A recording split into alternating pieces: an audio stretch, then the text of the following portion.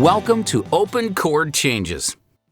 In this course, we'll practice on changing between all 8 open chords that you learned in the previous course. By learning this, you'll be able to combine several chords to play entire songs. The first lesson in each level will show you the full chord as you are used to seeing them. But in the lesson after, the circle numbers are removed, so you'll have to learn each chord symbol.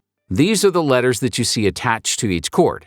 Now, it's important you learn these chord symbols as it's the standard way to illustrate chords.